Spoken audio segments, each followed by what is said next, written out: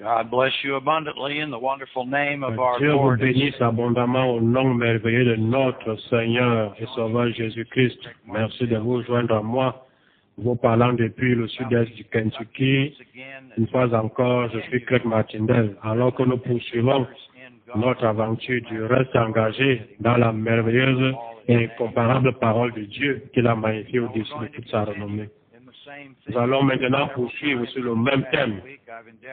Plusieurs fois cette semaine, j'ai essayé de m'en éloigner, mais notre Père m'y ramène doucement. Il y a plus à apprendre et il veut que nous en soyons conscients.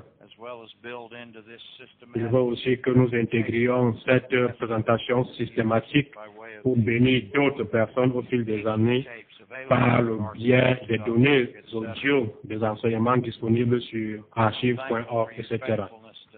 Je suis donc reconnaissant de votre fidélité à rester avec moi ici. Comme je vous l'ai mentionné il y a 2 semaines, Dr. Wowell nous a enseigné que vous apprenez à reconnaître la révélation non seulement quand elle commence, mais aussi quand elle s'arrête.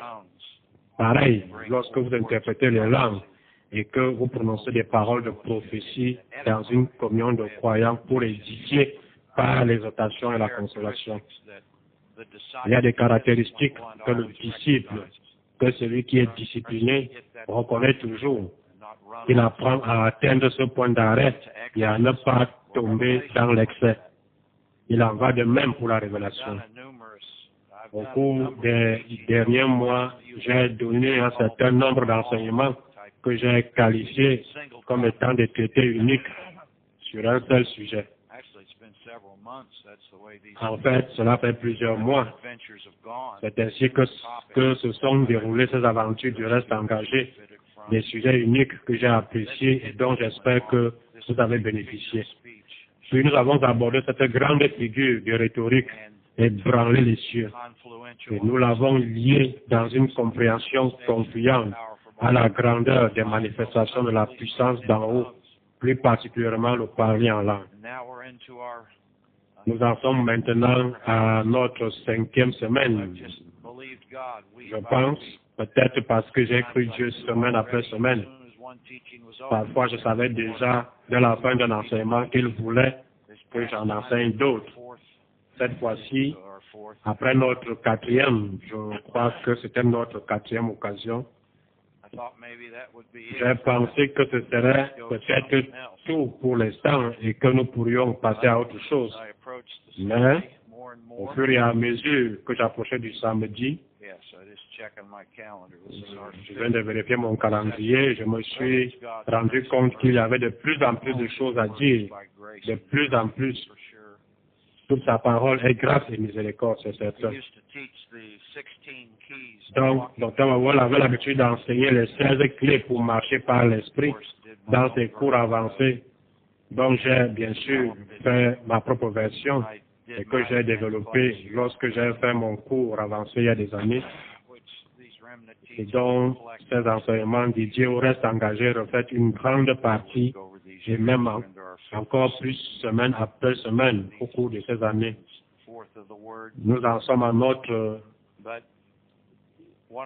5e ou 6e année d'utilisation de ces révélations de la parole. Mais l'un des exemples qu'il a utilisé au sujet des révélations est le suivant.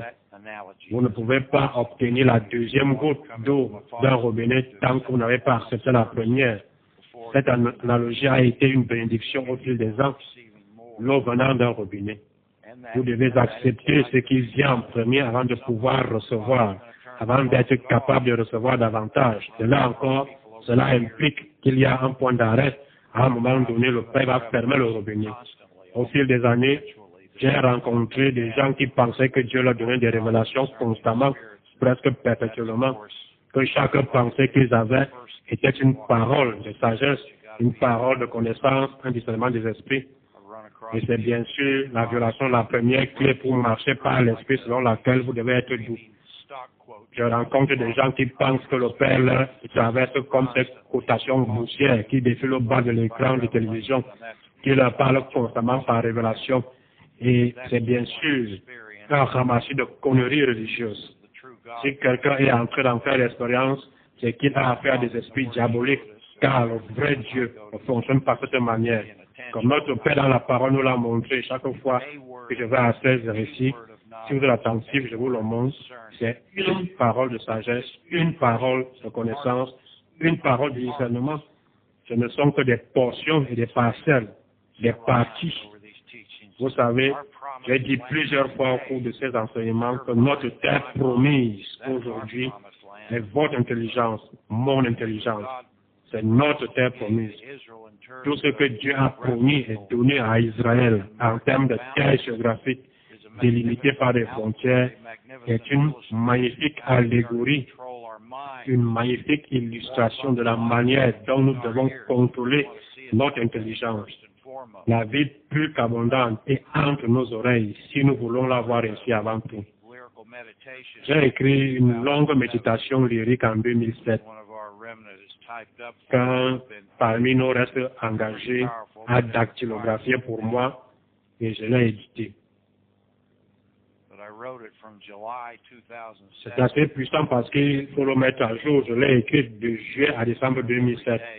Pas nécessairement tous les jours, mais parfois, j'ai écrit pendant 4 ou 5 jours d'affilée en réfléchissant spirituellement à ce qui se passait dans ma vie et dans le monde qui m'entourait. Je l'ai appelé le ministère intérieur de la haute culture spirituelle. J'ai pensé que ce serait une expression unique.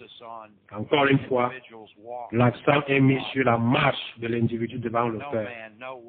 Aucun homme, aucune femme, quel que soit le degré de spiritualité qu'il pense avoir, ne reçoit de révélations constantes et perpétuelles. Ce n'est simplement pas logique. Ce n'est pas du bon sens. Cela vous rendrait fou. Aujourd'hui, les esprits traversent les gens comme une passoire et les gens les laissent faire. Et c'est ainsi avec beaucoup de chrétiens dans notre époque qui sont nés de nouveau, mais qui confondent son esprit avec l'esprit diabolique. Ces esprits se cachent en particulier en ceux qui passent leur vie à prier ou à louer Jésus, alors que Jésus-Christ fait partie de la création. Il a eu un commencement. Il est né à Bethléem en Judée, le premier Tishri de l'an 3 avant Jésus-Christ, selon le calendrier hébreu. Il a eu un commencement.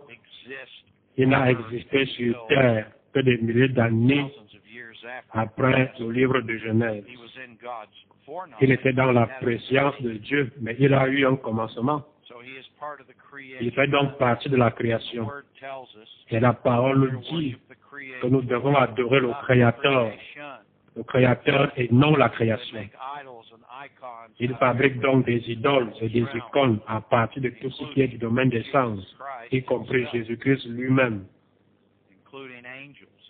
y compris les anges, y compris les personnes, y compris les concepts, les états émotionnels, y compris les mouvements politiques et les normes ethniques et culturelles, qui sont tous du prince de la puissance de l'air, et ils les adorent.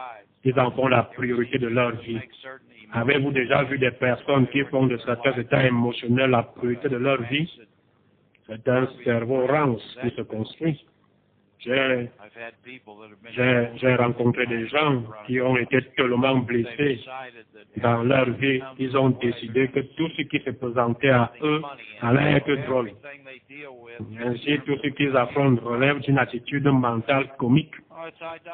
Oh, c'est de l'idolâtrie. Voyez-vous, Jésus-Christ est pris tout au long des 4 évangiles. Dans notre ministère, un homme disait que pour être un bon enseignant, il fallait faire rire les gens toutes les 3 minutes.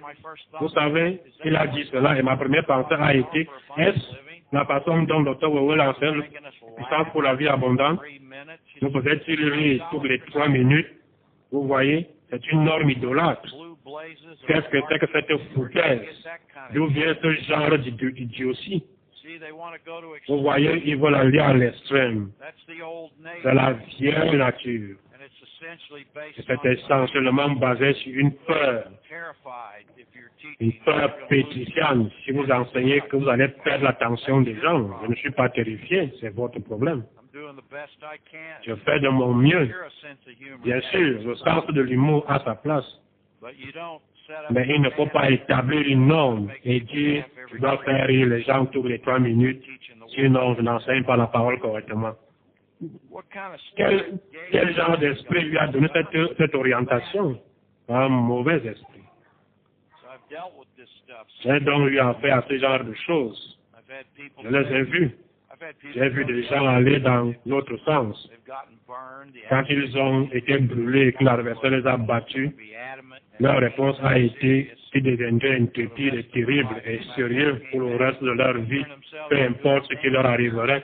Et ils se sont transformés en maudits pharisiens. On ne peut même pas se les côtoyer. On ne se vend pas en état émotionnel et on n'appelle pas cela la communion avec Dieu. Tout cela est basé sur la peur, l'anémie et l'immaturité. Et pourtant, certains ont décidé de vivre toute leur vie dans l'immaturité spirituelle. C'est comme les gens qui pensent que Dieu leur parle constamment. J'ai rencontré cela il y a des années. J'ai dû corriger un groupe de membres Wake-Up qui s'étaient mis en tête que la révélation consistait à marcher tout au long de la journée et à avoir des conversations constantes avec Dieu. L'idée de conversation avec le Père a sa place, bien sûr, mais elle doit être disciplinée. Mais ils étaient dans une attitude mentale de parler constamment à Dieu comme s'il était leur copain qui marchait à côté d'eux. Hé, belle journée, n'est-ce pas? Oh, c'est vrai. N'est-ce pas un temps magnifique?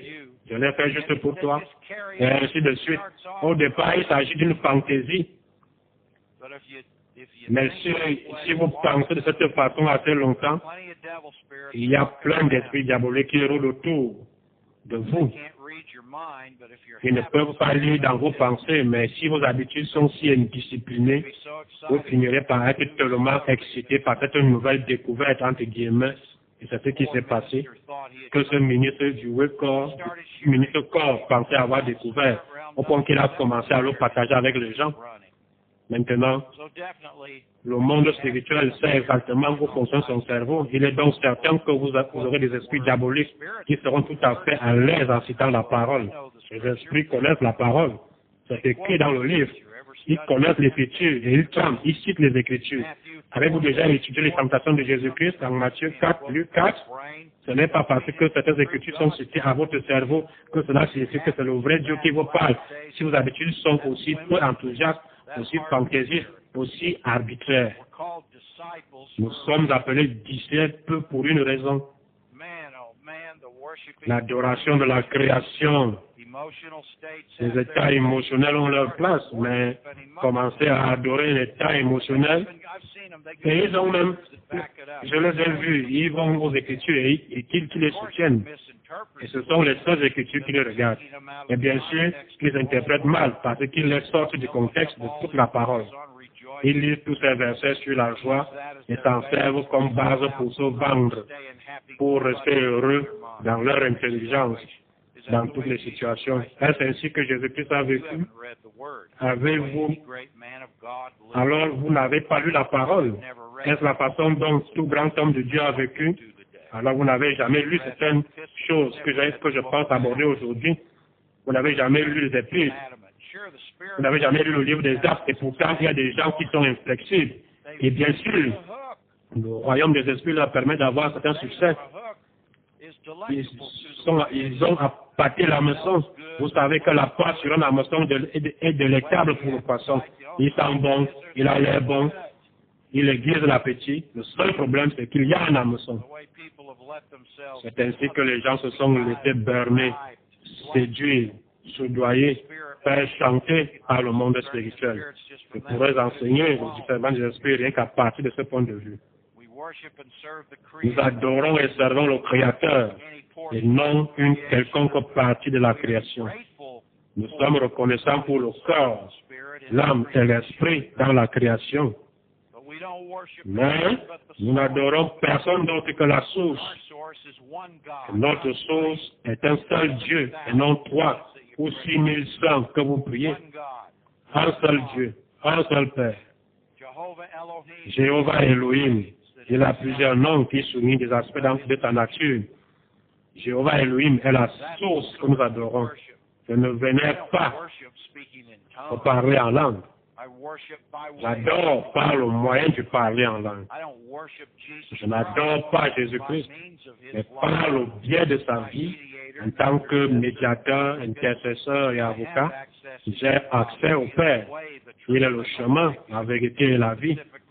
Il faut penser concrètement à la discipline.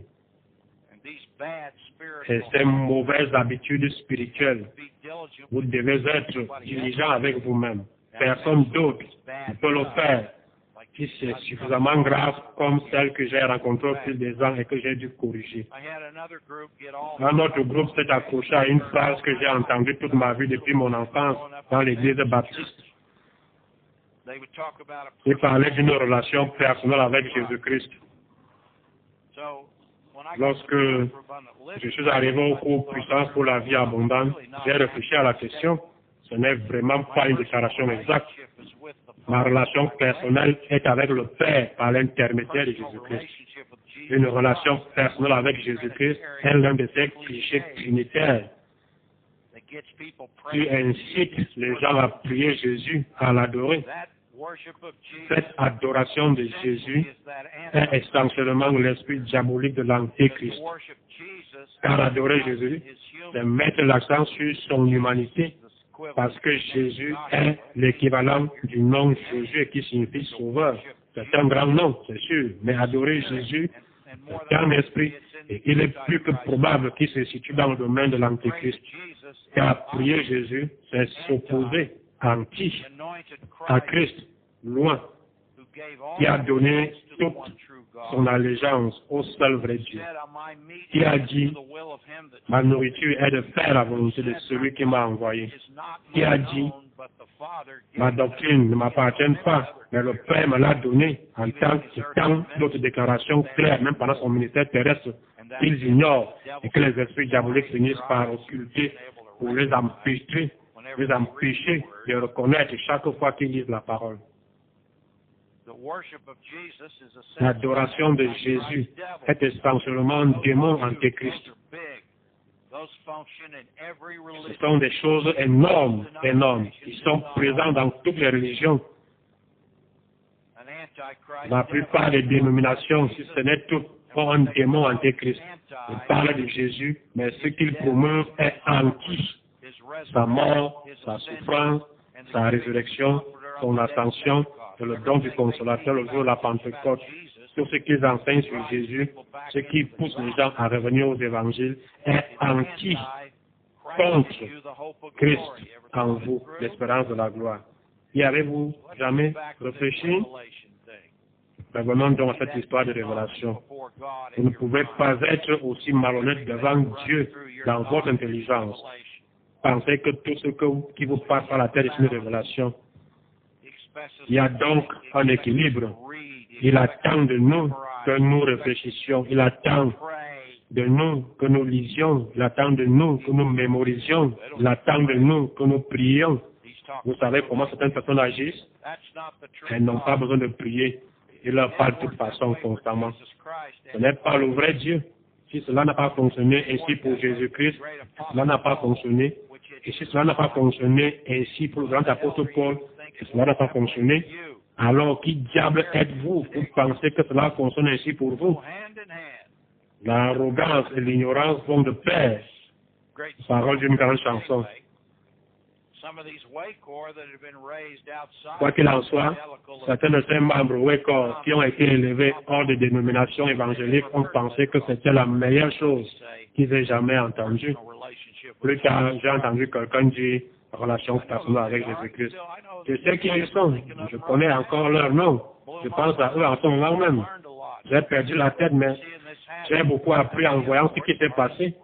Et ils ont bien sûr commencé à le répandre dans la maisonnée de Waycor. Ils ont commencé à dire qu'ils parlaient à Jésus, qu'ils devenaient des amis de Jésus. Quand j'ai entendu cela, j'ai plongé les deux pieds dans le plat. Et il se trouve que le docteur Wawel était à la réunion où j'ai botté l'arrière-train sur cette connerie.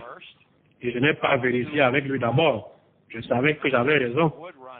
Il s'est levé au fond de la salle et a commencé à applaudir. Les gens se sont retournés et se sont demandé. qui est-ce? C'était notre Père dans la parole, debout, qui m'ovationnait pour avoir donné un coup de pied à cette connerie religieuse, là où il fallait le donner. Parce qu'ils sont contraires à la parole, ces clichés religieux qui dominent les cultures de mort dans lesquelles nous vivons tous, dont nous sommes tous entourés. Nous n'adorons pas la création. Nous adorons le Créateur. Vous savez, dans Ézéchiel 38, une des choses que j'avais déjà faites avant de donner les 2 ou 3 derniers enseignements, regardez Ézéchiel 38,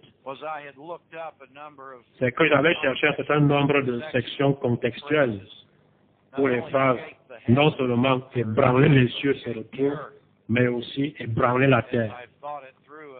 Parce que j'ai réfléchi avec vous au cours de ces semaines, évidemment, j'ai mis l'accent sur le fait d'ébranler les cieux en le liant à la façon dont nous pouvons ébranler le royaume des esprits.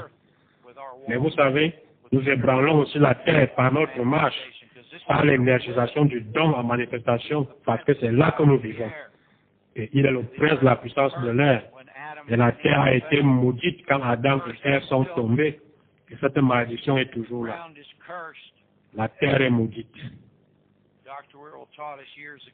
Le docteur Wowell nous a enseigné il y a des années que la terre, en termes de récolte et de production de fruits, de nourriture et d'aliments, ne produira à son maximum que lorsque le responsable de cette terre, c'est-à-dire l'homme, adorera un seul Dieu. Un seul Dieu. C'est pourquoi une grande partie de la terre est maudite. Il y a des hommes nés de la semence du serpent qui achètent nos terres arabes dans tout le pays. Le but est de tout posséder et de nous affamer. Si rien n'est fait pour les en empêcher, c'est l'une des choses contre lesquelles je prie. Et vous? Mais la raison pour laquelle la terre ne produit pas comme elle en est capable, c'est à cause de l'idolâtrie et de tous les esprits diaboliques qui l'accompagnent. Et beaucoup d'entre eux, à travers la vie de bons chrétiens d'église, de travailleurs acharnés, de fermiers, les aiment, sauf qu'ils adorent 3 dieux ou encore 6100. Ou alors ils adorent l'aspect de la création. Ils prient leur croix, ils prient leur statue, ils prient leur mère Marie et une demi-coquille dans leur arrière-cour. Et ce n'est qu'un sifflement de chien pour le royaume des esprits. Entrez donc, bien sûr, les esprits leur donnent un peu de succès et un peu d'abondance. Ils ne sont pas stupides. C'est ce qu'on appelle une séduction. Cela s'appelle une séduction. Et seule l'intégrité et la précision de la parole peuvent les distinguer. Rappelez-vous la grande phrase, Dr. Wowell, ce que si peu de ceux à qui on l'a enseigné ne se sont jamais disciplinés pour y croire vraiment. Quelque chose n'est pas simplement vrai parce que vous en faites l'expérience. C'est vrai à cause de ce que dit la parole de Dieu. C'est ça qui est juste. La terre produit à son maximum lorsque les responsables de cette culture, de l'ensemencement, de la préparation du sol, de l'ensemencement, de l'entretien des cultures, de la récolte, lorsque les responsables de cette terre adorent le seul Dieu, le vrai Dieu. Je ne parle pas d'Allah, ni de Bouddha, ni d'aucune autre contrefaçon. Le seul Dieu. Le Dieu que nous proclamons avec exactitude et intégrité, le Dieu que nous présentons à partir de cette révélation de la parole, le Dieu que Jésus-Christ met à notre disposition et aucun autre, aucun prophète, aucun autre demi-dieu, aucun autre faux homme ou fausse femme spirituelle, mais que le vrai Seigneur Jésus-Christ, le Fils de Dieu, et non pas Dieu le Fils. Vous avez contaminé votre croyance en suivant cette voie stupide. Vous savez, cette connaissance est disponible depuis de très nombreuses années. Je doute qu'il reste beaucoup d'excuses aux gens qui se complaisent encore dans cette histoire de prière à Jésus, d'adoration de 3 dieux, et qui fréquentent des gens qui le font. Alors,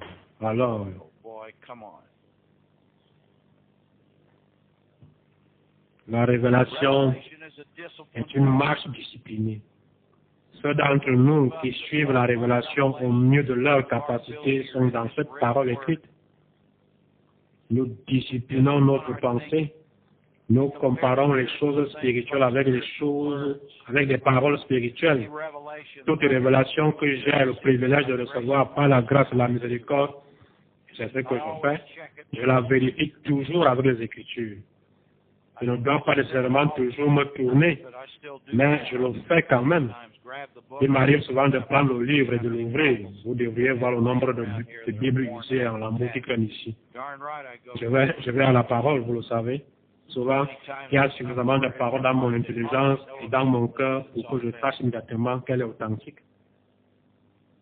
Et si je ne sais pas trop où aller, je me tais, je prie, je réfléchis et je commence à chercher.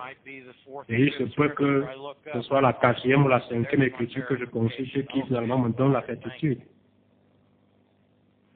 D'accord, merci Père, merci, cela demande du travail. Nous sommes censés être des ouvriers de la parole, des tailleurs de pierres précieuses. Cela demande de la concentration, de l'attention aux détails, vous voyez, et tout travail que je fais, je suis récompensé au centuple, et vous aussi. Donc, quand quelque chose s'engendre dans votre cœur et votre âme, vous avez cette parole. Et si vous m'écoutez avec une intention sérieuse, une attitude mentale appropriée de reconnaissance et d'amour, alors vous pouvez apprendre à mieux marcher comme je le fais et à éliminer ces mauvaises habitudes. La vieille nature est toujours là, même quand on y renonce. Il y a une autre catégorie qui va essayer de te sauter dessus.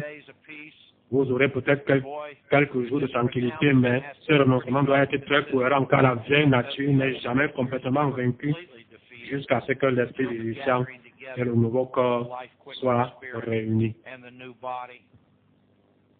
Ézéchiel 38, je regardais ébranler les cieux et ébranler la terre.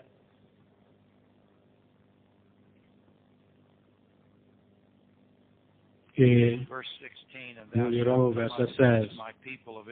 Tu t'avanceras contre mon peuple d'Israël, comme une nuée qui va couvrir le pays dans la suite des jours. Je te ferai marcher contre mon pays, s'adressant à l'Assemblée inclue la 6e administration. Vous voyez, le contexte de l'administration de la loi, c'est une prédiction. Cela parle de ce que nous connaissons maintenant comme la 6e administration, qui est après le rassemblement de l'Église de corps. Je te ferai marcher contre mon pays, en parlant de Gog, afin que les nations me connaissent quand je serai sanctifié par toi sur leurs yeux, ô Gog. Ainsi parle le Seigneur, l'Éternel. Est-ce toi de qui j'ai parlé jadis par mes serviteurs, les prophètes d'Israël, qui ont prophétisé, prédit et annoncé? Alors, pendant des années, que je t'amènerai contre eux, en ce jour-là, le jour où Gog marchera contre la terre d'Israël, dit le Seigneur l'Éternel, la fureur me montera dans les narines, figure de rhétorique. Je le déclare dans ma jalousie, voyez. Voilà votre grande figure de rhétorique condescension. Et dans le feu de ma colère, en ce jour-là, il y aura, c'est ici, il y aura un grand tumulte, tremblement, secousse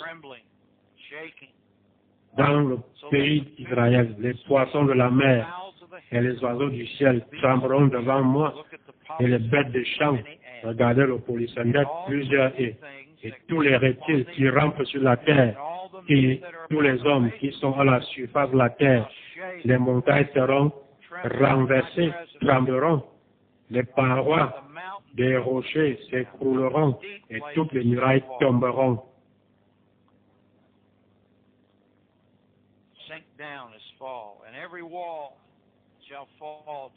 S'écrouleront et tomberont par terre. Figure de Félix, ça alors, c'est ce que j'ai compris, c'est la création, l'idolâtrie de la création. Toutes les civilisations venaient des esprits animaux, toutes les religions ont une forme d'adoration des animaux. Regardez les poteaux totems des Amérindiens que nous sommes censés plaindre et laisser gérer des casinos pour gagner de l'argent sur le dos des stupides visage pâle. Oui, c'est normal. Ceux qui sont assez stupides pour leur faire le mérite. J'ai un peu de ce sang amérindien en moi, mais je ne venais pas les esprits animaux des totems, des corps d'hommes et les têtes d'animaux. Toute la religion païenne égyptienne qui fait encore tâche dans notre monde adorait les crocodiles et il s'agissait des têtes de crocodiles sur un corps humain. Si ce n'est pas là une représentation des esprits animaux énergisés par les êtres humains, alors qu'est-ce que c'est? Ils ont un magnifique corps de femmes avec des têtes de chats. Ils vénèrent des chats. Pouvez-vous imaginer vénérer un satané chat? Des esprits animaux. Je l'ai enfin vu. C'est ce qu'il va ébranler. Il va ébranler la création et toutes les icônes et l'idolâtrie. Après les poissons, les oiseaux, les bêtes et les reptiles, les serpents sont adorés. Les serpents sont considérés comme de grandes sources de sagesse au sens figuré, allégoriquement et même physiquement. Quel paquet de possessions jamais égalées pour devenir aussi spirituellement stupide. Python est le nom d'un grand démon aux fausses prédictions dans le livre des Actes. Vous vous souvenez de la femme qui avait un esprit de Python? Python parce que la nature d'un Python, c'est de presser, de faire sortir la prophétie d'elle. Paul l'a débarrassé d'un démon et l'a libéré dans la grande région de Philippe, dans le livre des Actes. Il y a tant d'exemples de cela. Regardez Ézéchiel 8, l'un des plus grands chapitres sur le discernement des esprits que vous puissiez trouver. Rappelez-vous qu'en Ézéchiel, Jésus-Christ est le vrai pasteur. Et un vrai pasteur doit être capable de discerner et de distinguer le loup déguisé en agneau. C'est bien notre définition essentielle et culturelle du pasteur et à l'opposé de cela. Un pasteur dans la parole est quelqu'un de très habile dans le discernement des esprits. Oui. Combien de fois dans notre culture avez-vous entendu un pasteur être décrit de cette manière? Je ne l'ai jamais fait jusqu'à ce que le docteur Wowell vienne, jusqu'à ce que je l'ai vu dans la parole et que je l'ai clarifié. Je me suis entendu dire cela, je n'ai jamais entendu personne d'autre dans tout ce bavardage vide de la chrétienté religieuse parler du fait qu'un pasteur doit être capable de discerner les esprits. C'est pourtant logique. Le mot pasteur vient de berger. Dans Jean chapitre 10, le berger est celui qui donne sa vie pour ses brebis. Il est à la porte de la bergerie. Sa vie, son intercession, sa présence dans l'intervalle protège les brebis de l'ennemi juré. L'ennemi juré de la puissance de l'air et la hiérarchie du domaine des esprits. Je pense que chaque ministre doit être dans ce cas. Mais c'est particulièrement vrai pour le pasteur du point de vue de la connaissance. Vous n'y penserez même pas si vous ne travaillez pas la parole comme je le fais. Vous n'y penserez jamais à cause des mauvais exemples que nous avons eus dans nos vies. Bien souvent, ça s'agissait d'hommes de bien, de bonnes personnes, gentilles, réconfortantes, pour ne pas en dire plus. Mais l'essence même d'un pasteur est de discerner les esprits. Et si vous ne le croyez pas, lisez au livre d'Ézéchiel, comme je le fais. Et là, Dieu lui donne cet incroyable discernement des esprits, chapitre 8. La 6e année, verset 1, le 5e jour du 6e mois. Voyez la spécificité de ce texte qui garantit qu'il ne s'agit pas d'une fable, ni d'un mythe. Cela s'est littéralement produit sur le calendrier hébraïque. Notez ici jusqu'au jour près dans ce mémoire par révélation. C'est la meilleure façon de rédiger des mémoires, n'est-ce pas? Comme j'étais assis dans ma maison, qui n'était pas dans un bâtiment d'église, qui n'était pas dans un temple, qui n'était pas dans une synagogue. L'église est dans la maison et que les anciens de Juda étaient assis devant moi. Il s'agit de la direction spirituelle du peuple de Dieu. Et pourtant, je fais déjà d'après le contexte qu'il s'agit d'une bande de contrefacteurs. Le contexte me l'a dit. Il s'agit d'une action religieuse de leur part, quel qu'en soit le motif. Principalement, il s'agissait d'essayer d'attraper Ézéchiel et d'utiliser quelque chose contre lui. C'est la même chose qu'ils ont fait à Jésus-Christ, qui était le vrai pasteur. La révélation d'Ézéchiel Et la vie d'Ézéchiel sont le plus grand exemple d'un vrai pasteur disponible pour l'humanité en cette époque par cette révélation.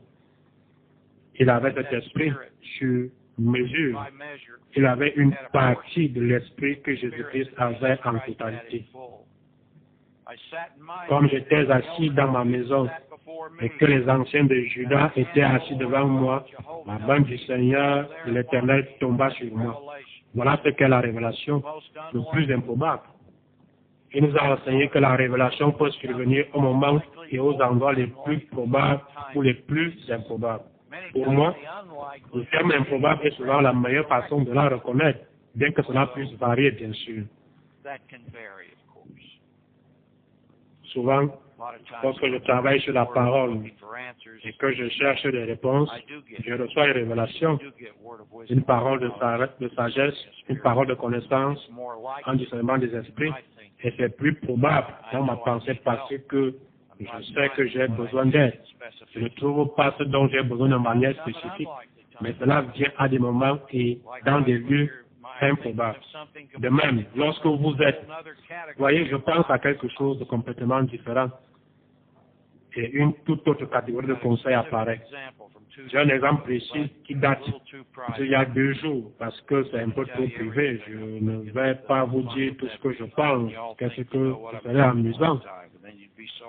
Vous penseriez alors tout savoir, ce que je pense tout le temps, et vous auriez tort. C'est pourquoi je ne vous le dirai pas. Non. Et que les anciens de Juda étaient assis devant moi, la main du Seigneur, l'Éternel tomba sur moi. Vous voyez, c'est condescension, indiquant la bénédiction et la direction. La main de l'Éternel ou encore les doigts de Dieu représentent le discernement des esprits chaque fois. La main représente la consolation, la protection, ouvrir quelqu'un de sa main. Et la direction, c'est indiquer à quelqu'un la bonne voie. Mon Dieu, il en était très reconnaissant. La main du Seigneur de l'Éternel tomba sur moi. Tout est chrétien de religieux assis dans sa propre maison. Il les a laissés entrer que par révélation, sinon il leur aurait demandé de rentrer chez eux. Il savait donc que quelque chose se préparait. J'ai regardé, le mot regarder signifie visualiser, visionner. Il est assis au milieu de ce groupe et Dieu commence à lui dévoiler cette remarquable vision panoramique. Et je suppose qu'ils ont fait preuve de courtoisie, ils se sont assis là, la bouche fermée. Bien sûr, ils voulaient le prendre en flagrant délit, c'est ce qui se passe. Je regardais, et voici, c'était une figure ayant l'aspect d'un homme. Depuis ses reins en bas, c'était du feu grandiose. Et depuis ses reins en haut, c'était quelque chose d'éclatant comme de l'airain poli. Cette situation des reins polis revient plusieurs fois. Ce qui me semble être le discernement des esprits. C'est un bel esclave ambré entourant cette révélation. Ayant l'aspect indique qu'il s'agissait d'une ressemblance humaine. Maintenant, était-ce littéralement un ange ou simplement la vision que Dieu lui a donnée? Vous ne pouvez savoir tout ce que vous pouvez agencer correctement sans aller trop loin. Une ressemblance. Que ça dit? Du feu depuis ses reins en bas, les reins en haut. Les reins sont le centre d'engagement de la volonté. J'ai enseigné il y a des années sur les athlètes de l'esprit. Les reins sont la partie centrale de l'organisme. J'ai illustré cela dans de multiples disciplines athlétiques auxquelles j'ai participé et que j'observe. Pour la région des reins, toute la partie médiane, l'abdomen, l'aine, les cuisses, les hanches, les fesses, la région des reins est essentielle à tout ce qui est authentiquement athlétique. Et vos reins doivent être saints de la vérité d'Éphésiens 6. Regardez cela. La ceinture des reins. L'engagement est donc indiqué, un engagement de feu pur, assurant Ézéchiel de l'authenticité de cette révélation applicable à la situation dans laquelle il se trouve. Verset 3, il étendit une forme de main, vous voyez, c'était une apparence physique masculine, et me saisit par les cheveux de la tête. Tout cela se passe dans son intelligence. Cela ne se s'est pas passé devant ces hommes. Il n'a pas été saisi par les cheveux, il était assis là tranquillement. Et ils sont assis là à penser au mal, à essayer de trouver un moyen d'accuser Ézéchiel de quelque chose. L'Esprit m'enleva, là une merveilleuse figure de rhétorique, indiquant la révélation. L'Esprit m'enleva entre la terre et le ciel, et me transporta dans des visions divines. Et il s'agit d'Élohim, le Créateur, les visions de Dieu, à travers des visions divines à Jérusalem. Bollinger dit qu'il s'agit de la ville elle-même et non d'une vision de la ville. Et je ne comprends pas du tout la logique de cette affirmation. Je ne suis pas d'accord avec notre merveilleux docteur Bollinger ici. Il nous a déjà dit qu'il s'agissait d'une vision. Il a donc amené à Jérusalem. Il doit s'agir d'une vision, sinon vous parlez de le prendre physiquement et de l'emmener à un endroit physique. Non, je ne suis pas d'accord avec cette note. La plupart du temps, notre grand ami, le docteur Bollinger, vous pouvez prendre ce qu'il dit à la lettre spirituellement, mais il faut aussi toujours réfléchir. Il me transporta dans des visions d'Élohim à Jérusalem, à l'entrée de la porte intérieure. Vous voyez, une porte indique un accès à la vérité, un accès au cœur du Père. Du côté du septentrion. Toutes ces figures, ces références sont parfaites. À maintes reprises dans la parole, Dieu est appelé le septentrion, le nord. Le nord, il concerne Israël. C'est la fonte des neiges du mont Hermon qui alimentait en eau le Jourdain et la mer de Galilée qui était un lac d'eau douce.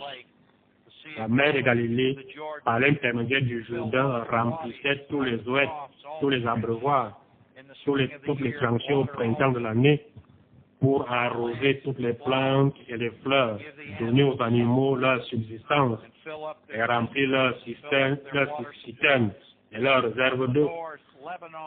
Donc, vu du nord, le Liban de l'époque biblique était magnifique. Des arbres, des montagnes, des ruisseaux, de montagnes et une merveilleuse fertilité prolifique du sol. La parole dit qu'il n'y a pas assez d'arbres à brûler au Liban pour louer Dieu.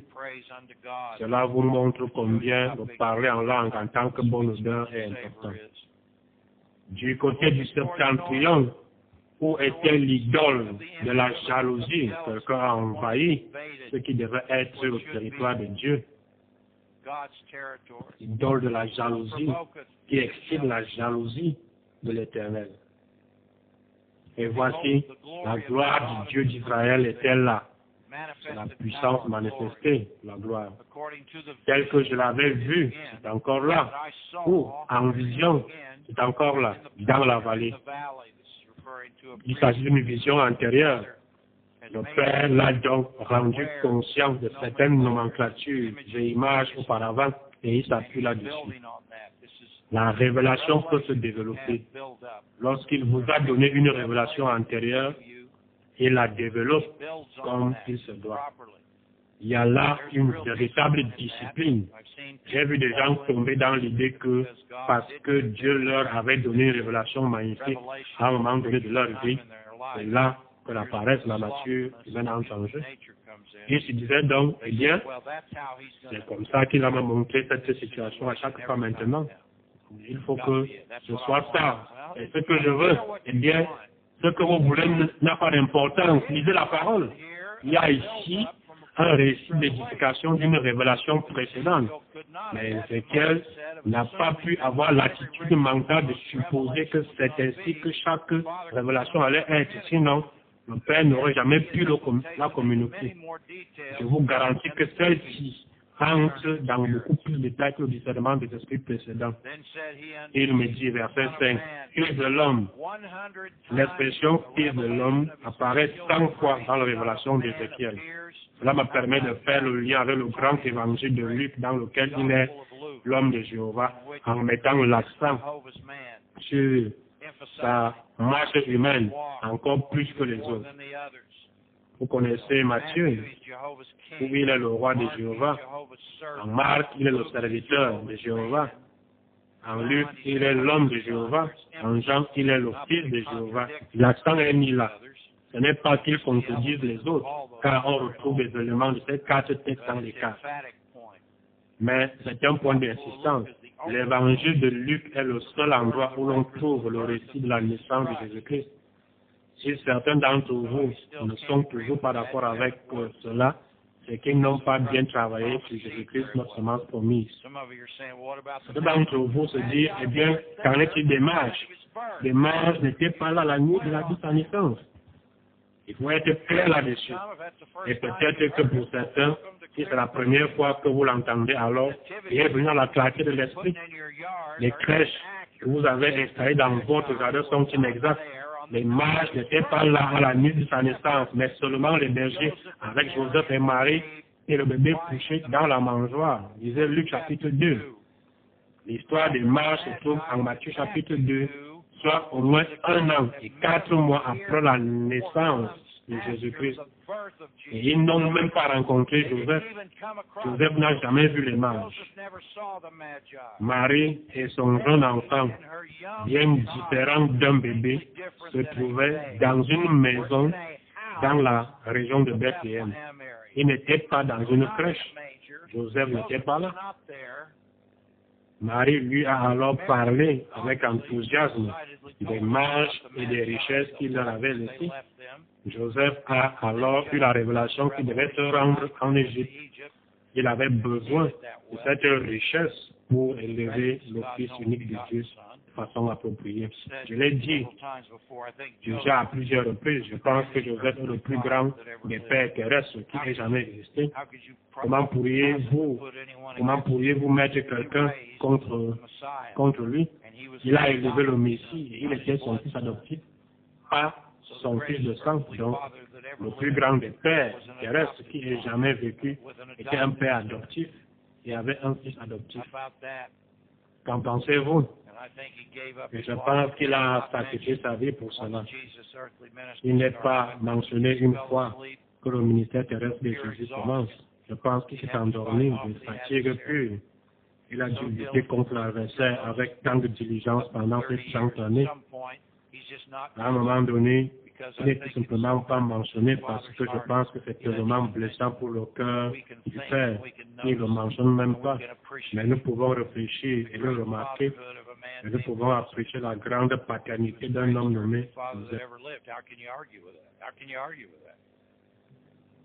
Nous pensons qu'il a été le plus grand père terrestre qui ait jamais vécu. Comment pouvez-vous contester cela? Comment peut-on le contester? Il y a peut-être aussi Adam, avant qu'il ne fasse des bêtises. Eh bien, il n'était même pas père à ce moment-là. Il n'a été père qu'après qu'il ait fait des bêtises. Je n'y ai jamais pensé. Donc, une tête et 2 épaules. Le plus grand père terrestre qui ait jamais vécu. Beaucoup d'entre nous ont eu des pères terrestres merveilleux, mais Joseph était le premier et il a donné sa vie pour cela. Il était épuisé. Une fois qu'il a vu qu'il avait fait son travail, je pense que le père lui a dit, donc Joe, tu as fait du bon travail, repose-toi. Nous ne savons pas comment il est mort. Je suis sûr que l'adversaire a essayé de le tuer plusieurs fois au cours de ces années. Ce sera une chose merveilleuse à apprendre dans le nouveau corps. Alors, où en sommes-nous? Ézéchiel 8, 5, 6. Il me dit, fils de l'homme, lève les yeux du côté du septentrion. Je levai les yeux du côté du septentrion, 3e fois. Et voici, cette idole de la jalousie était au septentrion, de la porte de l'autel à l'entrée. Et elle me dit, une loi, c'est une vision, c'est le discernement des esprits. Fils de l'homme, 2e fois dans ce contexte. Vois-tu ce qu'ils font? Vois-tu? C'est une merveilleuse question rhétorique qui indique. Jette un coup d'œil. Il s'agit du discernement des esprits par la vision et par l'écoute. Il entend et voit. Vois-tu ce qu'ils font? Vois-tu ce qu'ils font? Eh bien, il s'agit de qui? Il s'agit de ces religieux assis dans sa maison et qui font semblant de vouloir l'aider. Dans les évangiles, il est dit que Jésus connaissait leurs pensées. En voici la base. Et il l'appelle fils de l'homme. Vous pouvez parier que lorsque Jésus-Christ, le fils de l'homme, a découvert cela, en travaillant les rouleaux, il a perçu qui il était dans toute la polyvalence de sa vocation. Il s'est redressé, surtout les oreilles. Je vous garantis que ce récit lui a appris comment Ce récit lui a appris comment le Père révélerait les pensées du mal et les motivations des gens qui agissaient comme s'ils étaient hommes. Et il était capable de rester en dehors de la soupe et de faire face quand il le fallait. Vous le verrez à plusieurs reprises. Il connaissait leurs pensées. Lorsque le jeune homme riche est venu et est arrivé en se montrant plus sain que tous, il savait que les motivations de ce type n'étaient pas bonnes. Il lui a dit de vendre tout ce qu'il possédait en trop et de le suivre. Et il a dit, et il s'en alla tout triste. Le mot triste, je l'ai travaillé, il signifie furieux. Il est parti furieux que ce Messie lui demande de vendre toutes ses richesses. Il pensait qu'il en voudrait une partie. Non, il ne voulait pas qu'on lui dise, va vendre, donne tout, juste la pluralité. Maintenant, sur moi, il était parti furieux. À moins que ce type ne se soit réveillé le jour de la Pentecôte, il sera dans la résurrection des injustes et non des justes. J'espère qu'il s'est vraiment réveillé. Il faisait peut-être partie des 3000 personnes qui ont cru le jour de la Pentecôte ou après. J'espère qu'il s'est réveillé et s'il a fait que Dieu soit loué. Wow! Il se passe beaucoup de choses ici. L'avez-vous remarqué? Verset 6, et il me dit, fils de l'homme, vois-tu ce qu'ils font? Ce qu'ils font? Les grandes abominations. Une abomination est quelque chose de détestable. Bullinger souligne que l'abomination est la métonymie de la cause. La métonymie de la cause, donnée pour signifier les idoles et le péché d'idolâtrie que Jéhovah abhorrait, ou plutôt abhorre au présent, et toujours au présent. Nous travaillons, nous ébranlons la terre. Nous travaillons à ébranler le royaume des esprits dans les demeures de l'idolâtrie qui sont toutes issues de la création. Il prend ce que Dieu a donné à l'origine pour être pur et bénéfique et il le manipule pour en faire de l'idolâtrie où il obtient subtilement du crédit et de l'adoration. Les grandes abominations que commet ici la maison d'Israël, voyez, ils sont au nord. Pour que je m'éloigne de mon sanctuaire, le vrai Dieu ne peut même pas mettre un pied dans le sanctuaire. Il est seulement chargé d'idoles au sanctuaire, seulement chargé d'idoles de Baal et de Dagon, d'esprits animaux. Mais tu verras encore d'autres grandes abominations. Je n'en ai pas fini avec toi, Ézéchiel. Tu vas voir de plus grandes choses, de plus grandes abominations encore. Alors, il me conduisit à l'entrée sur notre porte du parvis, notre porte du parvis.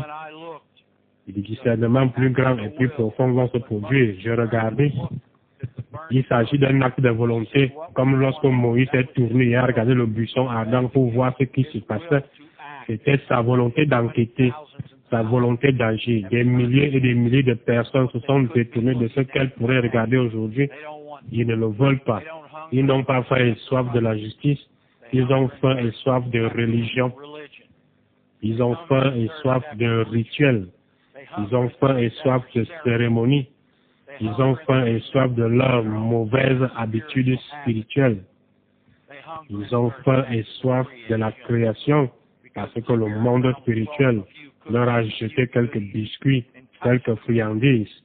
Il les a séduits, les a entraînés dans la paresse de la vieille nature à laquelle ils ne renoncent pas par une connaissance inflexible de la parole. Ils ne se retournent pas pour jeter un coup d'œil, comme beaucoup d'entre vous le font chaque samedi, comme l'a fait Ézéchiel, comme l'a fait Moïse. Il n'a pas dit, Seigneur, cela suffit, c'est tout, je n'ai pas besoin de plus. Non, je regardais et voici. Voici signifie, réveillez-vous. Voici, cela doit indiquer quelque chose d'important en soi, c'est plutôt cool, cela parle de lui-même, n'est-ce pas? Un trou dans le mur. Voyons voir, je ne le vois pas ici. Chez Bullinger, en tout cas, ok, je le vois, un trou. Je vois. La note de Bullinger dit un trou dans le mur. En d'autres termes, un seul ou un certain trou. comme une chose mystérieuse ou remarquable. Voilà, c'est excellent. Vous voyez, il a vu la langue. Je l'ai senti. Dès que je l'ai lu, j'ai pensé que c'était quelque chose d'important. Un trou dans le mur. En d'autres termes, c'est quelque chose que très peu de gens, voire aucun, n'ont jamais vu. Il perce un trou comme un trou de nœud dans la clôture pour regarder à travers. Verset 8. Et il, Jéhovah Elohim, me dit, fils de l'homme, perce la muraille. D'accord. Il y a donc un acte de volonté. Il s'agit d'une vision, mais il y a un acte, une décision, d'une pensée agressive et croyante lorsqu'il dit perce la muraille. Je ne pense pas qu'il ait tendu la main devant ces hommes. Je pense qu'il était simplement assis là, tranquillement. Tout cela se passe dans son intelligence. Vous savez, nous avons parfois des rêves bizarres dans lesquels nous sommes assis et nous agissons. Nous voyons des choses se produire. Eh bien, dans une révélation, si nous pouvons faire ce rêve stupide auquel nous renonçons tous du mieux que nous pouvons, il est certain que cela peut se produire dans une révélation, mais il est certain que c'est une action de croyance de sa volonté de percer le mur. Il y avait une porte. Maintenant, il y a une porte. Combien de fois dans la parole est-ce ainsi? Vous travaillez, vous avez un aperçu, vous entrevoyez une vérité qui s'appuie sur des choses que vous avez apprises précédemment. Vous entrevoyez un détail, par exemple, dans le discernement des esprits, sur lequel vous vouliez en savoir plus. Les impétueux s'arrêtent au premier coup d'œil et courent partout pour essayer d'en parler, de prouver à quel point ils sont intelligents. Les paresseux, eux, se contentent d'un coup d'œil et se disent que c'est suffisant. Je suis plus intelligent que tout le monde dans ma région, alors je n'ai pas besoin de plus. Je ne sais pas quel est le motif qui pousse les gens à abandonner quand Dieu les séduit. C'est comme s'il laissait tomber des miettes. Si Ézéchiel creuse le trou, il trouvera une porte. Maintenant, vous pouvez entrer corps, âme et esprit et voir quelque chose. C'est magnifique. Waouh! Et il, Dieu, me dit, entre, et voici les méchantes abominations qu'ils commettent ici. J'entrai, bien sûr, qu'il l'a fait, et je regardais, et voici, il y avait toutes sortes de figures de reptiles, idoles, créations, et de bêtes abominables. On en trouve des listes entières dans Lévitique chapitre 11, Deutéronome 11. Vous avez 13 animaux. Le diabolos est utilisé dans la vie et dans la parole, dans le livre de Job. Abominable. Verset 10, et toutes les idoles. Elles sont là, dans la maison d'Israël, peintes sur la muraille, tout autour. Ce qu'il montre à Ézéchiel, c'est l'intelligence même de ces anciens de Juda. C'est le contexte. Il montre à Ézéchiel, au sens figuré, leurs intelligences, leurs pensées, les idoles qu'ils adorent par-dessus toute la création, dans toutes ces images diverses, représentées sur la muraille tout autour. Quelle œuvre d'art! Et regardez comment il illustre. Verset 11. 70 hommes des anciens de la maison d'Israël. Eh bien, il s'agit des personnes qui sont assises dans la pièce. Le nombre des anciens, 70, est censé être un nombre sacré. Eh bien, tout peut être permis dans la création. Au milieu desquels était Jaazania, fils de Shaphan. C'était le chef. Il y a une note intéressante que nous donne le grand Bullinger. Son père, Shaphan, avait participé à la réforme de Josias. Ainsi, il était un croyant. Deux de ses fils étaient amis de Jérémie.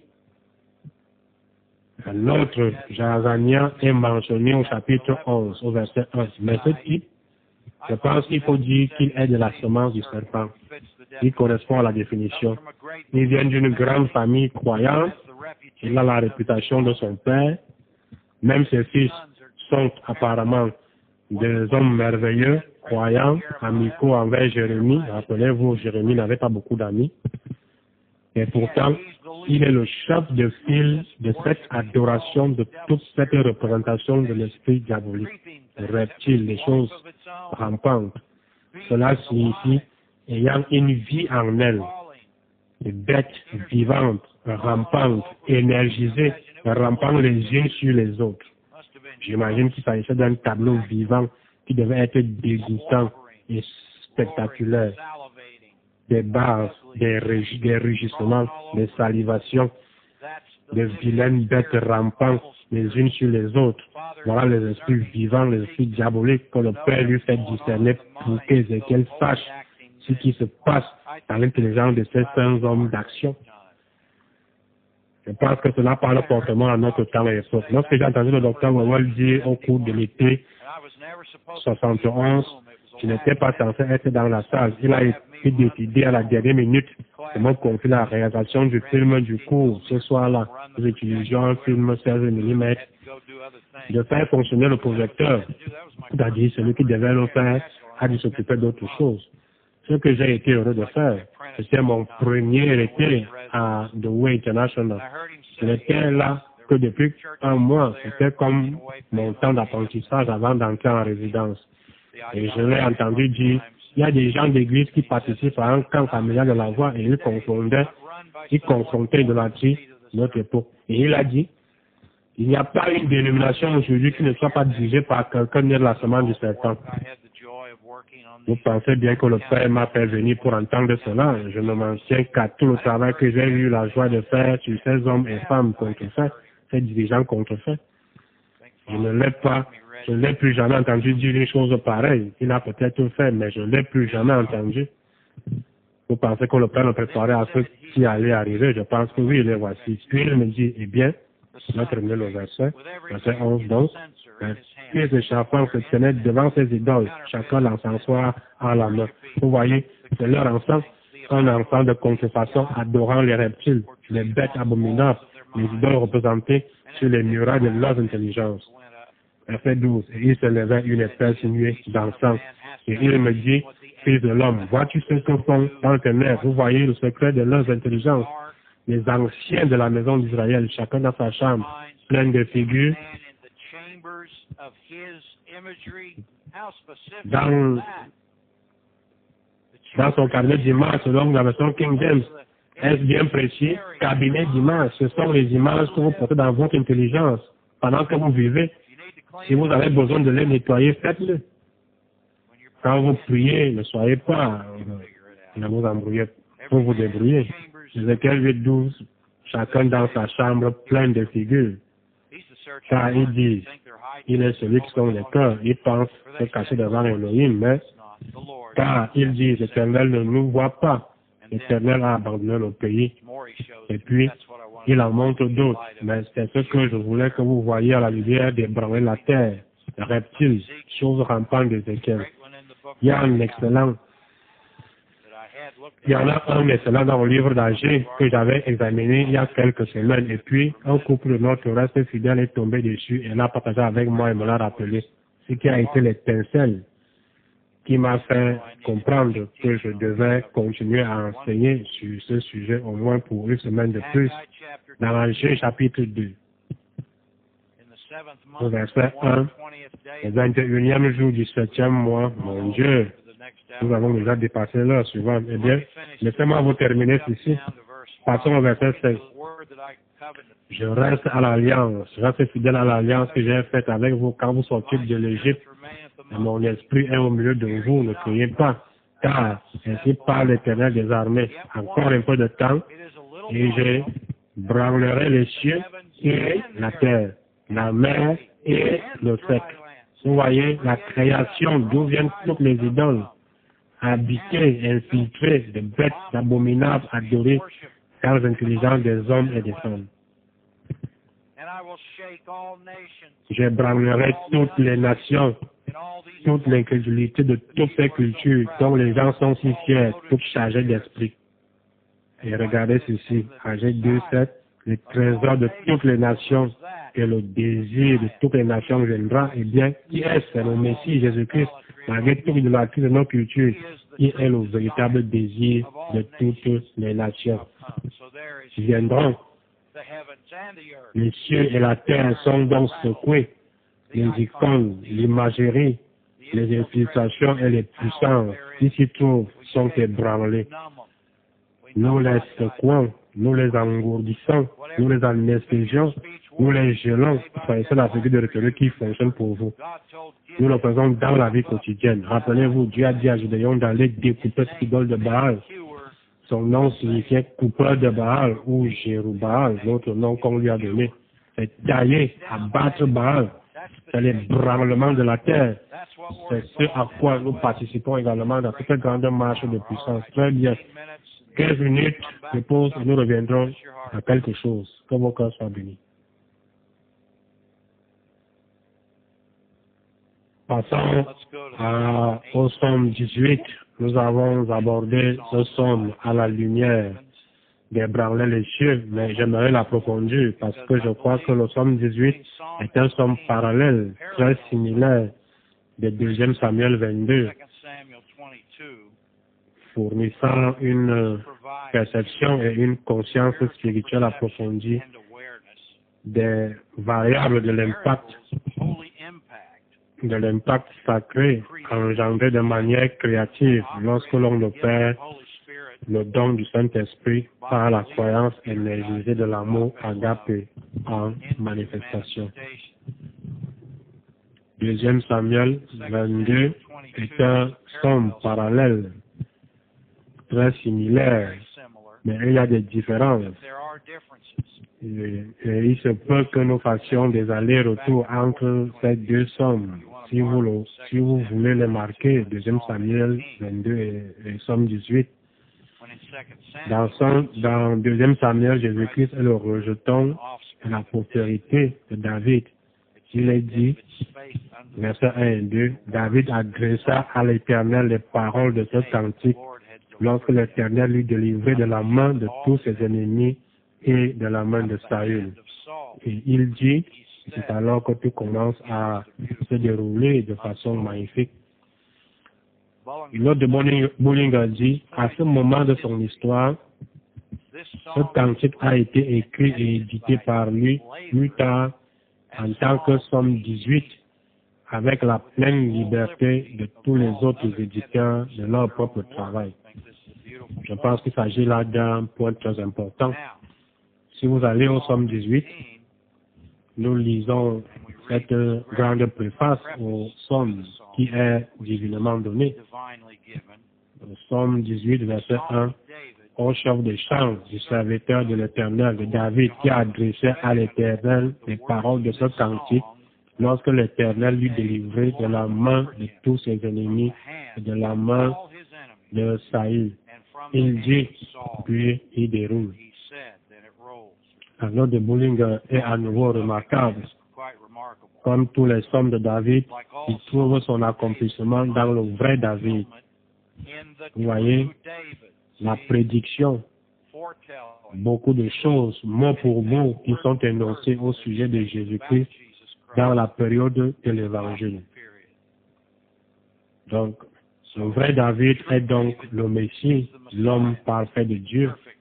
Et bien entendu, David était le grand psalmiste d'Israël et l'homme selon le cœur de Dieu.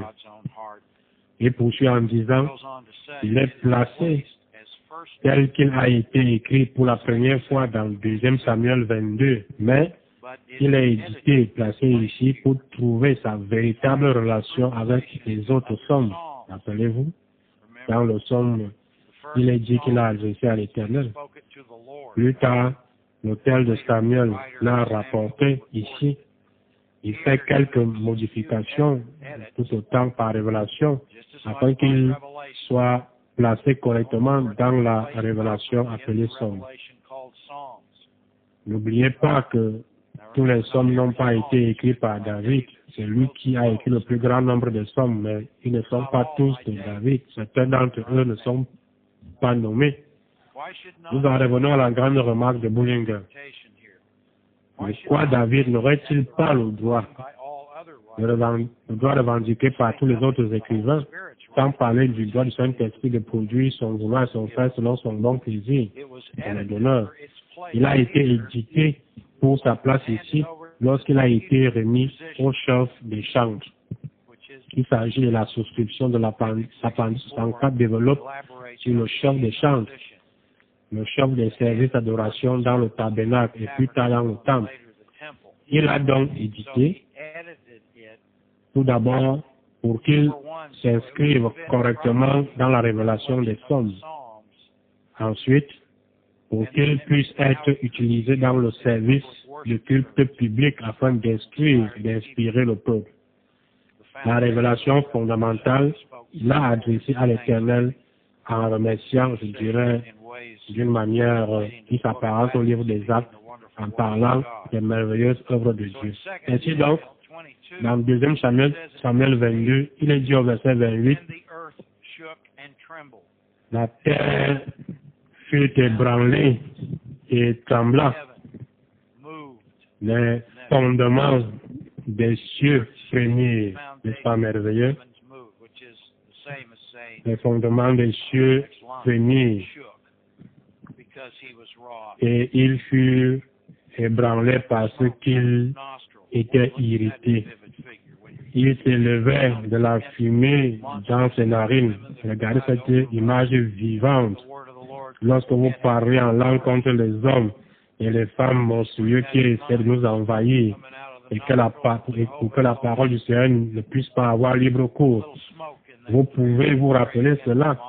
Mais la fumée sortant des narines de Jéhovah Elohim, mettez donc un peu de fumée dans votre prière. Lorsque vous priez contre les hommes et les femmes monstrueux appelés les rois et les reines de la terre, au sens figuré, les fils et les filles du diable qui dirigent les systèmes de ces cultures idiotes dans lesquelles nous faisons tous de notre mieux pour vivre au-dessus.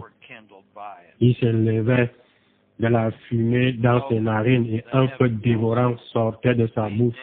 Il en jaillissait des charbons embrasés. Il abaissa les cieux et il descendit et il y avait une épaisse nuée sous ses pieds.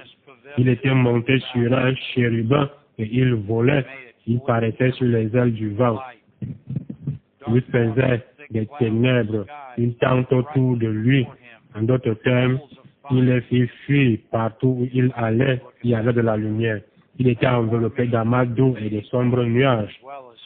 De la splendeur qui le possédait s'élançait des charbons de feu. Maintenant, vous pouvez considérer cela du point de vue d'une mise en garde, d'une incubation, ainsi que de la mise en déroute des ennemis obscurs. Verset 14. L'Éternel tourna des cieux. De très haut firent retentir sa voix. Il lança des flèches et dispersa. Je pense évidemment à des javelots de lumière, à des disques de croyance. Il dispersa mes ennemis, la foudre, et les mit en déroute. Le lit, c'est les canaux de la mer. Les canaux sont des cours d'eau orientés par des rochers ou des tuyaux ou des canaux rocheux. En d'autres termes, il a mis en nu les fondements même du royaume de l'ennemi. C'est ce que dit le verset suivant.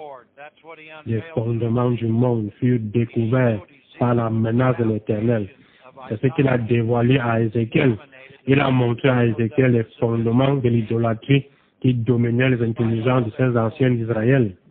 Les anciens, malgré toutes leurs actions prétendument saines, leurs intelligences et leur cœur étaient pourris, et l'imagerie de leur intelligence était la création d'animaux rampants.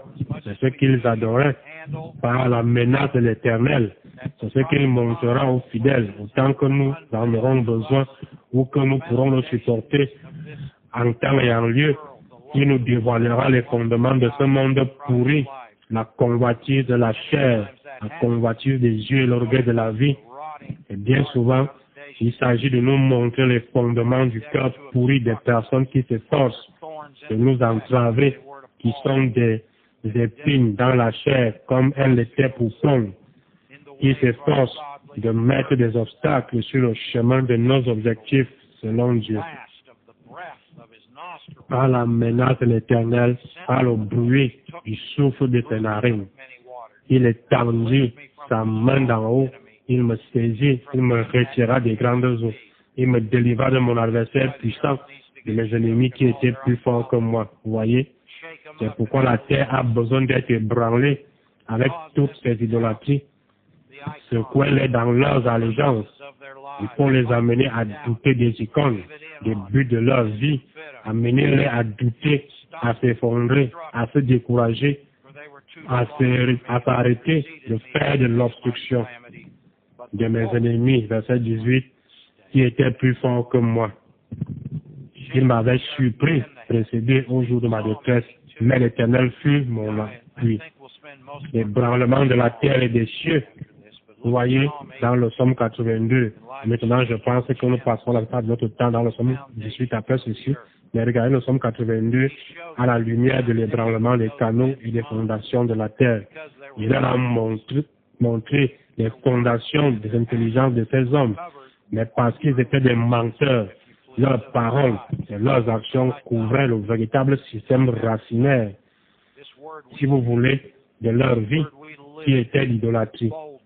Et à chaque fois, cette parole que nous prononçons, cette parole que nous vivons avec audace, expose le système racinaire pourri et la fondation pourrie, la solidarité gangrénée, pour ainsi dire. Une sorte d'oxymore. La fondation gangrénée, cancéreuse, cancérigène des intelligences de ceux qui se sont résolument engagés dans l'Éternel. Et pourtant, c'est toujours dans un cadre scriptural. Cela rend les choses difficiles, je le comprends. Je me souviens que le docteur Owen l'a dit il y a des années, Paul avait ses ennemis. Il avait ses écharpes dans la chair qui venaient généralement du point de vue du judaïsme pharisien. Mais nous avons aujourd'hui toutes ces autres organisations chrétiennes dont beaucoup citent les mêmes versets que nous. Et pourtant, elles sont pourries. Elles sont infiltrées. Il a déclaré qu'à bien des égards, notre époque est plus difficile que celle de l'Église du 1er siècle. Il poursuit en expliquant qu'il ne s'agit pas nécessairement de persécutions physiques, mais de tromperies spirituelles. J'ai apprécié qu'il disait cela, comme vous apprécierez que je vous le dise. Oui, c'est parfois difficile, mais pourtant, notre Dieu est un feu dévorant. Il peut brûler toutes les mauvaises langues lorsque nous l'adorons spirituellement par le biais de la vérité.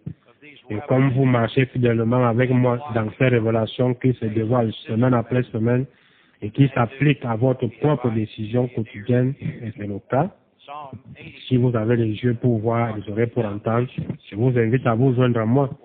Somme 82, HD. Nous parlons de la découverte des fondations, c'est ça, c'est du discernement des esprits, c'est formidable. Eh bien, dans le Somme 82, regardez ce qui est dit au verset 4, sauver le misérable et l'indigent. Le misérable, c'est celui qui est humble et nécessité.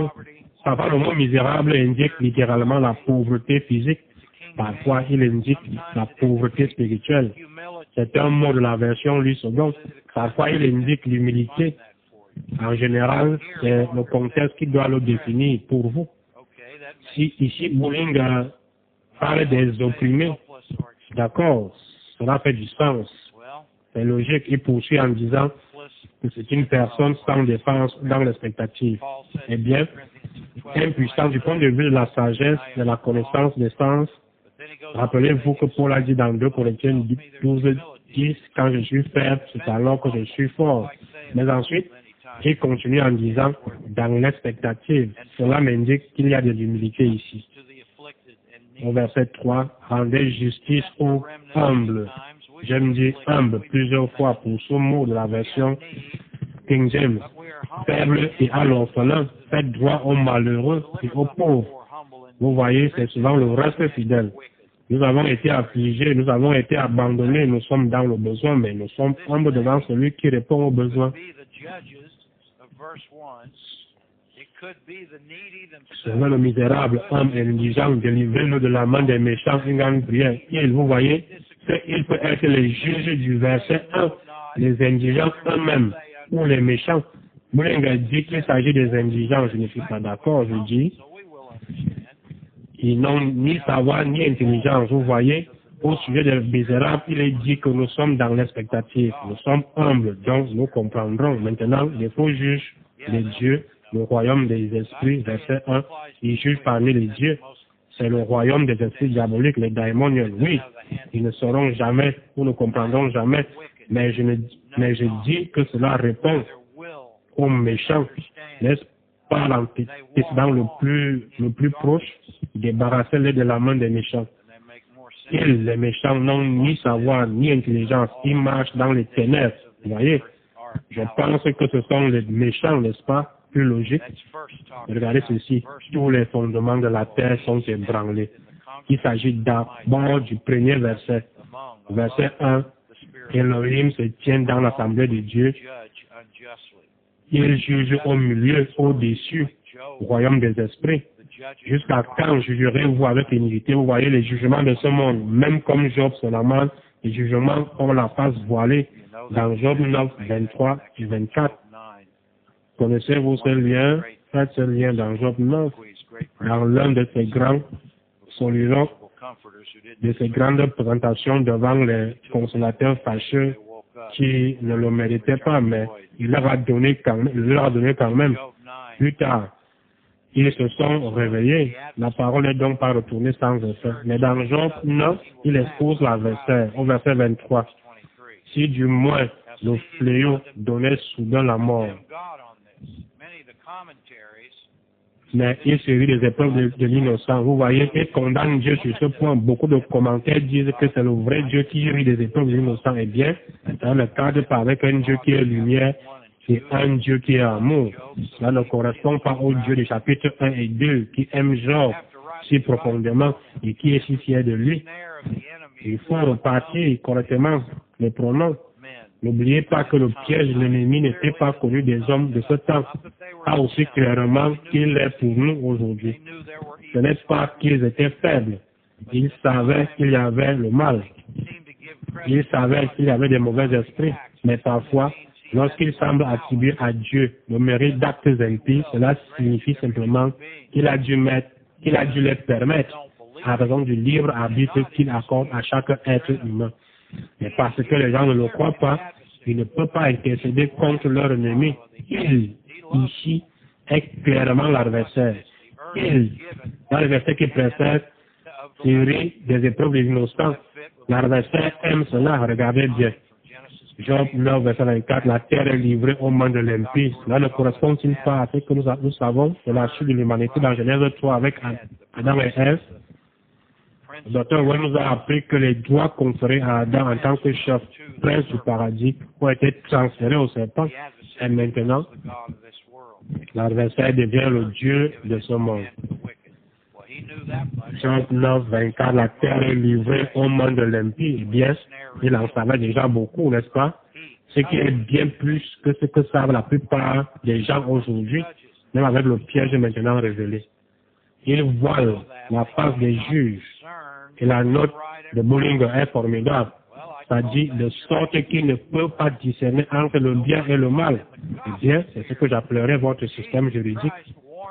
Il n'est pas étonnant que même en l'époque de l'Évangile, Jésus-Christ avertisse Israël d'éviter le système judiciaire dans la mesure du possible. Réglez votre différend avec votre voisin avant d'arriver chez le magistrat, parce que vous ne savez pas si une conséquence plus grave en résultera. C'est ce que dit Jésus-Christ. Et je dirais que c'est toujours un très bon conseil à notre temps et époque. Il y a des gens qui sont prompts à poursuivre, prompts à s'enfuir. Et tous les copains disent, tu devrais les poursuivre en justice. Oui, vous les poursuivez. Vous passez les 5 ou 10 années suivantes de votre vie dans une affaire judiciaire où vous ne pouvez penser à rien d'autre. Et vous dépensez plus d'argent avec les avocats que vous n'en gagnerez jamais en réglant le litige. Oh, c'est le principe de la chose. Le principe de la chose est que vous ignorez la parole et que vous êtes plus bête que terre. Réglez cela rapidement et je crois que Dieu vous montrera toujours comment faire. Il faudrait avoir une très belle révélation pour porter une affaire devant les tribunaux. Donc, on a fait une révélation lorsqu'il a dit que nous allions nous battre contre l'administration fiscale à l'époque où j'essayais de retirer à The Way International son statut d'organisme exonéré d'impôts. Nous nous sommes battus pendant des années et avons dépensé beaucoup d'argent, mais il croyait que c'était juste et je suis d'accord avec lui. À cette époque et à cette occasion, nous devions le faire pour protéger notre personnel et notre ministère. Et j'ose dire, pour protéger les autres organisations à but non lucratif de notre pays qui étaient honnêtes. Elles ne le sont pas toutes, je le sais bien, mais nous l'étions et l'avons toujours été. Et finalement, ce fut un grand jour lorsque l'IRS nous a envoyé son rapport final officiel des années plus tard, disant, nous mettons fin à notre enquête. J'ai assisté à des dépositions avec des photos, j'ai répondu à leurs questions subjectives, à leurs questions à double tranchant. Oh mon Dieu, j'ai beaucoup appris. Mais ce sont des vautours. Je ne dis pas qu'ils ne font pas de bonnes choses de temps en temps, mais je ne sais pas quand. Mais je suppose que c'est le cas. Restez en dehors du système judiciaire. Le monde essaie toujours de vous inciter à poursuivre les gens en justice. Vous savez, il y a quelques années, quelqu'un a dit que les trois principaux moyens par lesquels les gens pensent s'enrichir sont les suivants. Le numéro 1, poursuivre quelqu'un en justice. Numéro 2, jouer à la loterie. Numéro 3, recevoir un héritage. C'est dire la paresse et l'attitude manquante de notre nation libre. Soit ils veulent poursuivre quelqu'un en justice, soit ils cherchent toujours une raison de le faire. Deuxièmement, ils vont jouer à la loterie, mon Dieu tout-puissant. D'accord, vous savez ce que j'en pense. Laissez tomber. Ou encore un héritage. Eh bien, je suppose que c'est une aiguille dans une botte de foin, n'est-ce pas, quand ces choses se réalisent. Au fond, c'est l'attitude d'un esclave, tous les trois. Mais passons à autre chose. Je ne veux offenser personne, d'accord? Verset 24. Il voit la face des juges. C'est la parole de Dieu. Montrez-moi quoi que ce soit dans le reste, la révélation de la parole de Dieu qui contredise le fait que les juges d'une culture et d'une époque ne sont rien d'autre que des aveugles. Et il y a tant de choses qui illustrent cela, même dans le domaine séculier, pas seulement du côté des avocats, mais aussi du côté de ceux qui s'appellent les juges. Ah, de temps en temps, ils se vantent de quelqu'un dont ils pensent qu'il fait ce qu'il faut, mais je ne passerai pas cela au-dessus de la parole. Si ce n'est pas lui, qui est-ce donc? Verset 24. Qui diable fait cela? Eh bien, il pose des questions sur l'adversaire. Qui est-il? Où est-il? Comment fait-il pour voiler toute cette face? C'est de cela qu'il s'agit. Nous sommes 82 dit que les fondements de cette terre sont ébranlés, ce qui signifie plié, perverti, tordu, tortueux. Il faut une véritable démarche de perception et de conscience spirituelle pour se tenir à l'écart des champs de mine, se tenir à l'écart de ces pièges à tigres malaisiens. Vous savez, ce sont ceux où l'on creuse un trou dans le sol, où l'on place des pieds pointus et que l'on recouvre de branches et de débris. C'est fait soit pour attraper des tigres, soit des soldats qui ne se doutent de rien. On entend des histoires d'horreur depuis le Vietnam. En général, ils enduisent ces pieds d'une sorte de poison ou d'infection. Quel monde merveilleux dans lequel nous vivons. Vous voyez, vous devez marcher par révélation sur le terrain solide de la voie éclairée par Dieu et suivre les conseils de la parole et rester à l'écart de ces enchevêtrements. 2 Timothée me dit, en tant que ministre, d'éviter les enchevêtrements du monde physique, les enchevêtrements de la pragmatique de cette vie physique, bio. C'est le mot dans 2 Timothée 2, au verset 4. Je pense que je viens de le confirmer, n'est-ce pas? Voyons ce que nous pouvons faire avec le Somme 18. Regardons certaines de ces variables et attributs de l'ébranlement de la terre et des cieux. Wow! Et je dois vous lire une autre section de la parole avant que nous ne la lisions, si nous y arrivons. Romains chapitre 1. Tout cet ébranlement de la terre, des reptiles, des animaux abominables, tout cet ébranlement de la terre, des montagnes, des mers, des collines qui ont frappé, fait obstacle au sens figuré au dessein de Dieu. Regardez comment Romains 1, la révélation fondamentale de l'administration du mystère, soutient tout ce que je viens de vous montrer à propos de l'ébranlement de la terre. Romains chapitre 1, verset 18, la colère de Dieu, c'est ça la fumée qui sort de ses narines, se révèle, se dévoile du ciel contre toute impiété et tout ce qui est contraire à une relation spirituelle vraie et vitale avec Dieu. C'est essentiellement la création et la façon dont le royaume de l'esprit manipule la création pour établir des loyautés et des allégeances et du faux sel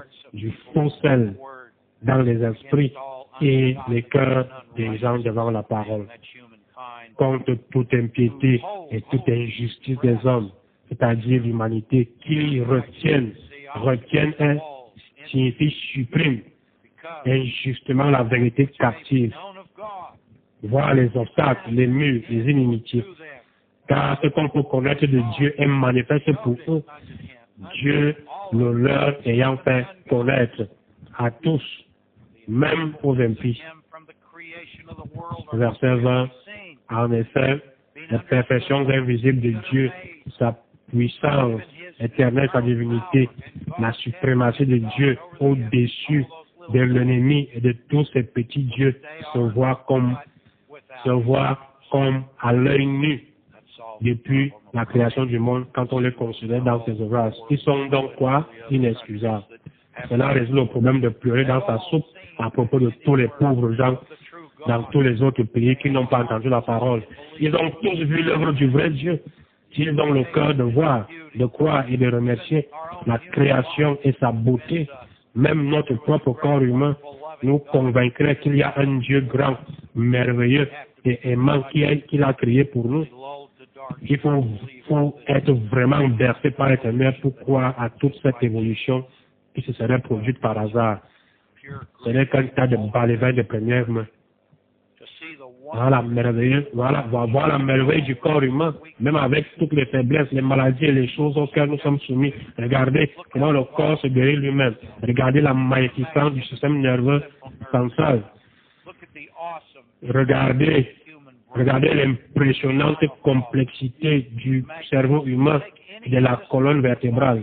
La magnificence. Prenez n'importe quel système du corps humain que vous voulez et regardez. Et vous devez, si vous avez une once d'humilité, être étonné et croire les hommes quand ils disent que nous sommes terriblement et merveilleusement bien tissés, bien faits.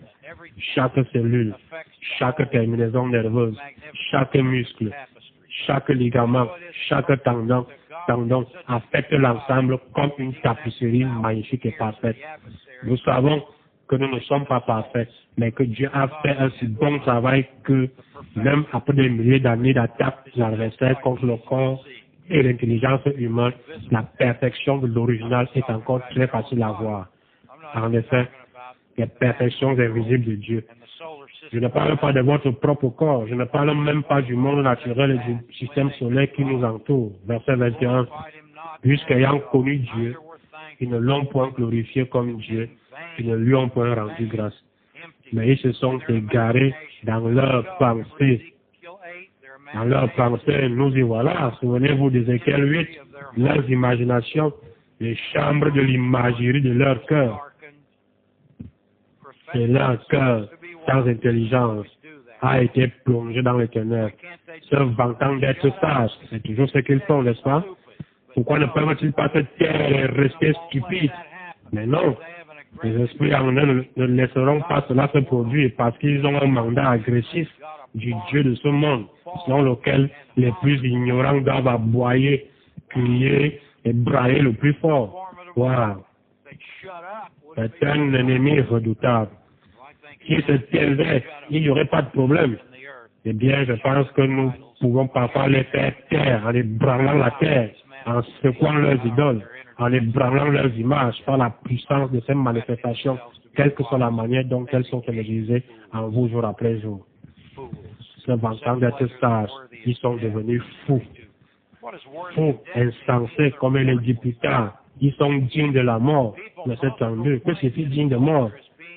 Cela signifie qu'ils ne valent rien. Et les personnes les plus proclamées dans une culture comme étant les plus intelligentes, les plus précieuses, les plus sympathiques, des plus riches. La plupart du temps, si vous travaillez vraiment sur leur vie, vous verrez qu'elles sont les plus inutiles en ce qui concerne un impact selon Dieu. C'est exact. Au verset 23, et ils ont changé, nous y voilà, et regardez où cela va. Ils ont changé la gloire du Dieu incorruptible. Nous y voilà. En quoi? En image représentant l'homme corruptible. Bien sûr, ils adorent le corps humain, l'intelligence humaine. Ils adorent leur sang, ils adorent leur faux Dieu, ils adorent leur Bouddha, leur Mahomet, leur Confucius. Ils adorent le Saint-Ci, le Saint-Ça, le Saint-L'autre. Ils les pendent à leur cou, ils les prient, l'humanité corruptible. En quoi? Les oiseaux du ciel. Regardez Apocalypse 18. Il me semble qu'il y a beaucoup en arrière-plan et en échafaudage pour le grand somme 18. Je pense que je vois où la semaine prochaine va aller. Apocalypse 18, verset 1 à 2. Après cela, j'ai vu descendre du ciel un autre ange qui avait une grande autorité, et la terre fut éclairée de sa gloire, la gloire de la révélation. Il cria d'une voix forte, disant, elle est tombée, Babylone la grande. Voyez, c'est une des références figuratives à la hiérarchie du royaume des esprits. Elle est devenue une habitation de démons, daimonion, un repère, la cage de tout esprit impur, un repère de tout oiseau impur et odieux, toute volaille impure et odieuse. Voyez, voilà votre vieil adversaire, l'oisellerie des démons. Bien sûr, les oiseaux ont aussi leur usage divin, comme l'esprit qui descend sous la forme d'une colombe. Mais ici, il s'agit d'oiseaux, comme les oiseaux du chapitre 11 du Lévitique et du Deutéronome, comme les vautours de Job, dans la dernière section de Job, les vautours, oiseaux de proie. Il est donc dit, l'homme corruptible, les oiseaux, les quadrupèdes et des reptiles. Ça ressemble au verset d'Ézéchiel 8, n'est-ce pas?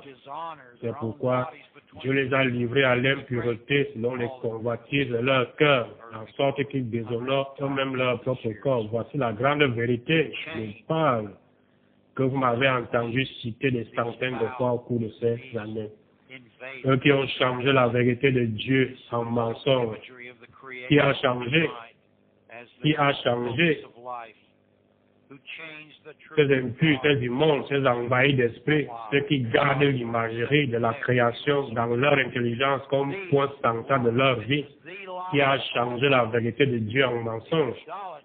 Le docteur Wowell a dit que le texte original est le mensonge, c'est le mensonge de tous les mensonges, l'idolâtrie de la manipulation du domaine des sens, transformant ces derniers en icônes adorées par la vanité de l'ignorance des gens et leur manque de glorification du seul vrai Dieu, le mensonge. Et ils ont adoré et servi quoi?